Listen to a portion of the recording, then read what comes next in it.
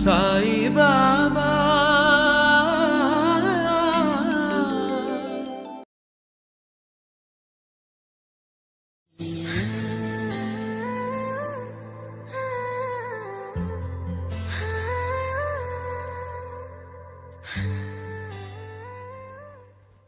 కాకాసాహెబ్ దీక్షిత్ ఆయన భార్య షిరిడీలో ఉన్నారు. కుమారుణ్ణి బాంద్రాలోని స్నేహితుని వద్ద ఉంచి వచ్చారు. కుమారునికి జబ్బు చేసింది. బాంద్రా వెళతామన్నారు కాక. ఎవరు షిరిడీ నుండి వెళ్ళనక్కరలేదు, పిల్లవాడిని షిరిడీకి తీసుకురమ్మను అన్నారు సాయి. పిల్లవాడిని షిరిడీకి తీసుకువచ్చారు. సాయి దయ వలన పిల్లవాడు కోలుకోసాగాడు. బాంద్రా నుండి ఉత్తరం వచ్చింది. కుర్రవాణి పరీక్షలు నవంబర్ 2 నుండి ప్రారంభం అవుతాయి కనుక పిల్లవాడిని బాంద్రాకు పంపమని ఆ ఉత్తరంలోని సారాంశం. నవంబర్ 2 నుండి పరీక్షలు పంపమంటారా అని అడిగాడు కాక. చూద్దాం అన్నారు సాయి. పరీక్షలకు వెళ్ళకుంటే ఎట్లా అని అడగలేదు సాయిని కాకాసాహెబ్.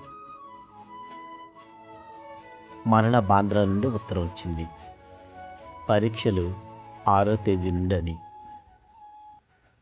నవంబర్ 6 నుండి పరీక్షలు పంపమంటారా అని అడిగాడు కాకాసాహెబ్ దీక్షిత్. చూద్దాం అన్నారు సాయి.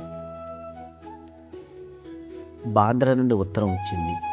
పరీక్షలు 6 నుండి జరగటం లేదని, 13 నుండి జరుగుతాయి అని.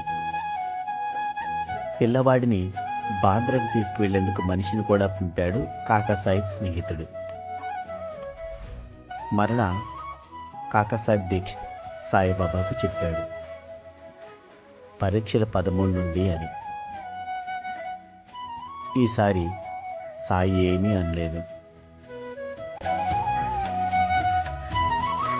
కాకాసాహెబ్ పిల్లవాడిని వచ్చిన మనిషితో పంపాడు. పరీక్షలు నవంబర్ 13, 14, 15 తేదీన జరిగాయి. పరీక్షలు బాగా వ్రాశాడు. పరీక్షలలో ఉత్తీర్ణుడైనాడు. పరీక్షలు జరగవలసింది నవంబర్ 2 నుండి.